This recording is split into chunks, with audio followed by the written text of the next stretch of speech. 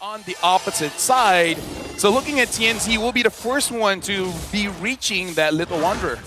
Yep. See, I mean, this should be a very straightforward opener. The inverse jungling. We gotta see where the Little Wanderer spawns. That is gonna give us a good idea of where these players are gonna head towards. So on the bottom end of the map, and Myanmar will call dips on it so they prevent any sort of an invade.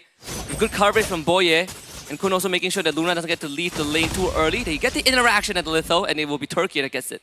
Yeah, looks like they were able to dodge the Unbreakable coming in from Apex 47. Nico just taking a bit of damage coming in from Rosa, but we can see here that, oh, look at that, able to catch Rosa, still holding onto the flicker, and able to get out of there. But look at this, TNZ jumps in, shadow onto Nico, but not enough damage just yet.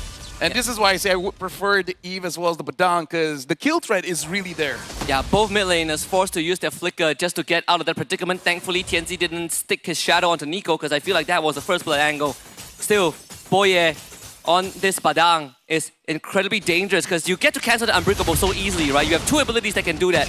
Apex 47 doesn't revitalize, so that will be first blood for King Flash. Actually, now that I think back, I was casting their tournament, and this is one of Boye's signature here with the Badang. And honestly, Nico's just good on everything. But still, Myanmar opening up, really controlling that mid. It looks like Rosa really can't take a break. TNZ did receive some of that heat too. You can see the idea of what Myanmar wants to do. They're gonna try and hit 4 onto Nico first. And he does get it, so the RWM is available for Nico. Turtle now under control by Myanmar. Turkiye attempted steal, but it will be King Flash securing it with Retribution. Kun is going to get jumped on by the bravest fighter, Raging Slash. He goes down. Apex 47 dashes away. Luna now next on the chopping block. 4 members of Myanmar on him, but Luna will escape. Yep. So far, good engages coming in. Myanmar as well. Turkiye with Sigiboom is able to catch 2, but looks like the follow-up is not there just yet. TNZ jumps in. It looks like they don't have the damage. Ogi Shadow Kill executed, but not enough still. Good engage coming in from Sigiboom, but the follow is just not there yet. Yeah, Nico is doing a fantastic job. He hasn't had to use RWM the entire time from the turtle fight to that sequence in the mid lane, and he was peeling his teammates away. Those Void Blasts actually hurt even in the early levels. And that's why Turkiye was hesitant about committing too much. And they also juggled the Ogi Shadow Kill very well, making sure that no casualties on their end. So Myanmar going even against Turkiye. The only minor goalie that Turkiye has is on that early kill from Lunar on to Kun. So that's the goal lane, I believe. The XP lane, excuse me, skewed a little bit.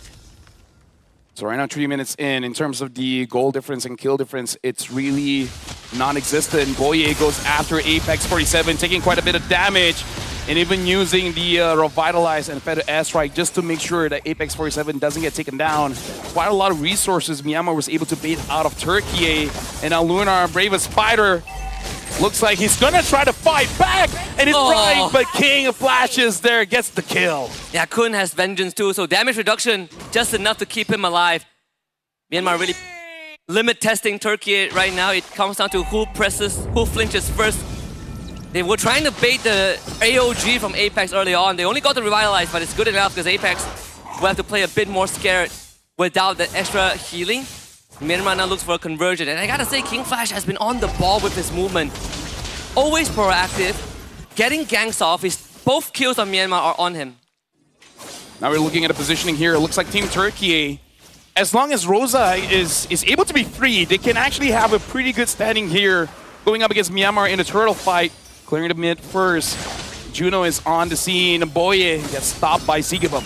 Boye is starting to become quite a nuisance for Turkiye to deal with. He's stopping clear-cut engages, and he's always a threat.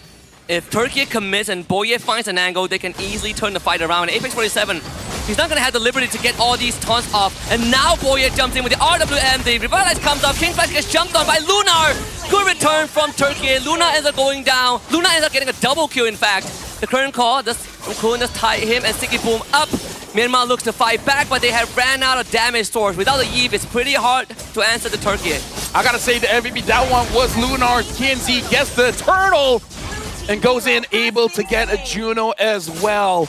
Lunar making it so that it was basically mute. It was a good engage coming in from Boye, but no one can follow out because Lunar is on the scene, man. He's stopping them.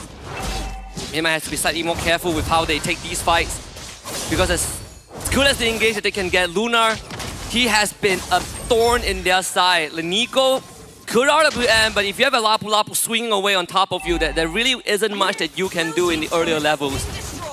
So that's the equalizer there. Turkiye killing up King Flash and Nico, two of the main cores of Myanmar that really would benefit from having early goalies. Look at Boye. Boye has been found out. Sigibum not going to chase him just yet, but looks like Lunar just want to engage onto Boye. Gets chain CC'd and gets bursted down. Apex 47 secures the kill. And I think that's honestly worth it. You got to make sure that Boye is less effective in the game, because he's going to be quite annoying in those neutrals. Wow, Luna didn't even go for boots, just rushes War Axe straight. I'm probably going to go for the... Oracle next. Yeah. Wow, he's actually going to go bootless. I guess it's fine if you get to jump on your opponents like that. Speaking of which, jumping towards Boye. Boye pushes him. Nico should be able to deal with that, but Lunar is all alone. AOG jumps in, helps him out. Barely survives. Nico, a little bit of damage and could have got that. Yeah, just a little bit. If Nico was there slightly earlier, they will lose Boye again. Tianzi with the collection. Boye goes down the second time. 17 seconds before the turtle spawns, but it is Flying Cloud, so Boye can easily rejoin the fight if needed. At almost 7 minutes here, the front lines of Turkey as well as Myanmar got to be careful with their positioning, because Lunar was caught all alone, Boye was caught all alone. So again, this shows that it's a very fast-paced team for both teams, because at 6 minutes they're already setting up ganks. Juno is in the middle of everyone. Rosa has to flicker away, but look at it, a current call. Catches Sigibum. Kun all the way to the back, gets onto Rosa. Rosa survives, but Kun eventually secures it. Speaking of which, Tianzi gets the turtle. At this point, Lunar is all alone, unable to dash out.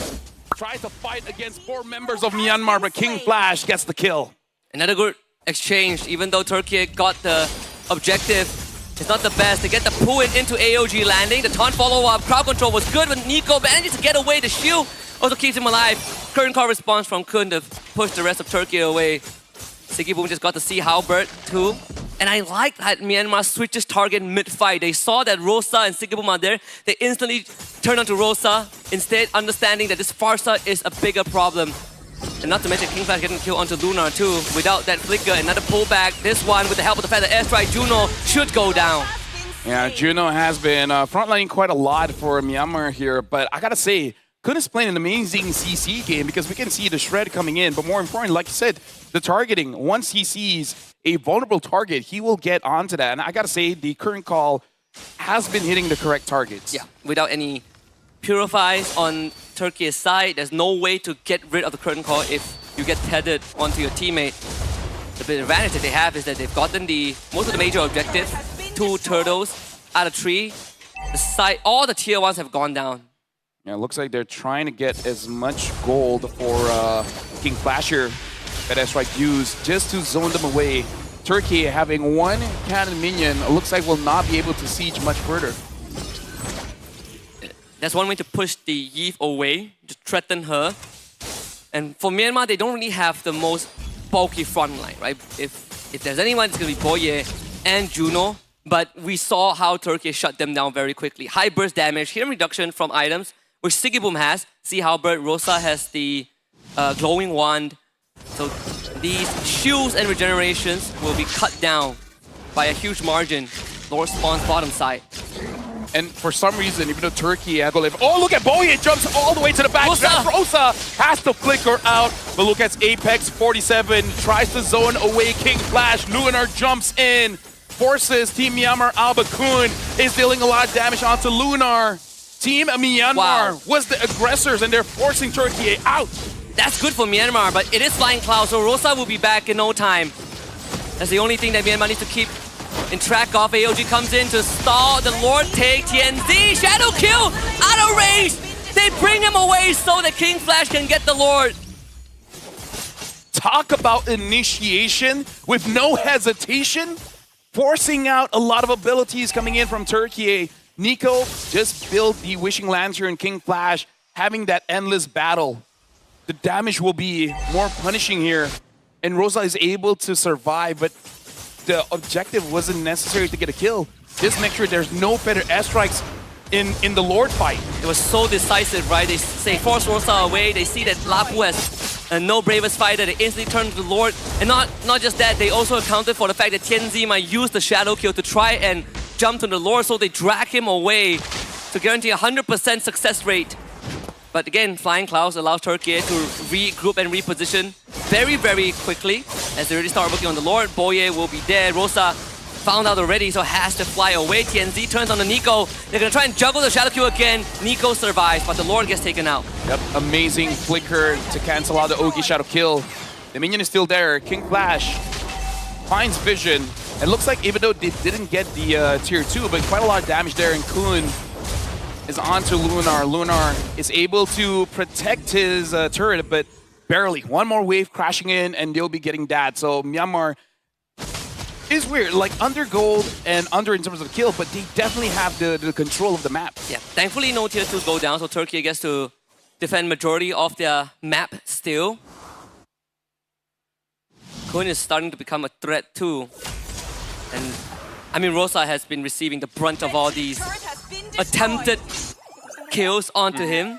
Every time they see Rosa, they go straight for the Farsa. I mean, we gotta understand why. He has 100% kill participation here. 8 total kills for Turkey, and every single one, Rosa is there. Clearly a big factor of Turkey winning this fight, so it's good on Myanmar understanding the threat. TNZ checking the bush here, and I don't envy Rosa, man. This is gonna be a pretty difficult fight to navigate around. You gotta be careful of the CC, of the Badang, the Esmeralda, heck, honestly, even the Eve. Yeah. If you're caught by the RWM, that's it.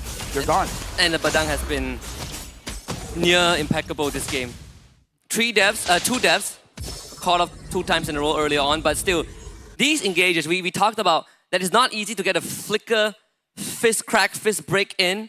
You have to be really pixel perfect, and Boye hasn't missed a beat. And we see now this glowing one wishing lantern for Nico is starting to hurt.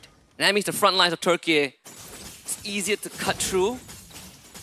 Not to mention if you get the residual damage onto cores like TNZ and Rosa, it's even harder for Turkey to fight these long extended fights. So now look at this, Apex 47. Wow. Opens out the map. And that was just a few pokes. Yeah. And he's already using the regen. He got burned out by the glowing one too. This is gonna be hard. If TNZ wants to contest this, he has to make haste. But Myanmar, they're not in a rush. And like the patience, Boye is holding back most of the Turkey lineup. Kun gets to dance around a little bit, curtain call. Now pops up and just very early, but not gonna trade for a better airstrike, shadow kill, and a bravest fighter, and that's worth it. But they will not turn around onto Lunar. Lunar goes down. So both the XP laner fall. Yeah, at this point, I don't know which one is really worth it, but Sigibum trying to get away from Juno. Juno is all alone, getting attacked by TNZ as well. Sigibum taking quite a lot of damage. If Nico wasn't there, Juno would have 100% died. Thankfully, TNZ doesn't have the shadow kill too. Now it's up to Boye, the Lord knockout. Also both Boye and Sigibum flicker out for a trade of the AOG. None of them want to back down for the Lord, and Boye has no flicker, so no snap engage from the Myanmar side. Something that Turkey can feel a lot more comfortable about, but it's all about zoning out TNZ. He hops into the RWM, gets knocked back, and then the Lord's looking for King Flash at the trade of his life. Rosa will find a collection, and Boye knows that his sacrifice is necessary, but at least Myanmar walks away with the Lord. Yep. And all the while, Myanmar and Turkey, this is becoming a much drawn-out fight compared to the first series of the Team Turkey. They want to push here, but the wave clear coming in from Nico is going to make that really, really difficult. And we're starting to get to the point of the game where this Eve is, like you say, going to be the real threat. Having the glowing wand, having the wishing lantern, and whatever penetration item he will build up after this is going to be more and more difficult for Turkey to end the game without a Lord. Like, even with the Lord, it's going to be difficult. Without one, dude, it's so hard. They find Kun, the Vengeance is not going to help. It's the Sky Piercer from TNZ. He is 4-0, so Rosa unfortunately will have to flicker early and cancel out the Feather Airstrike. Apex hitting Juno away. The bolt connects on King Flash.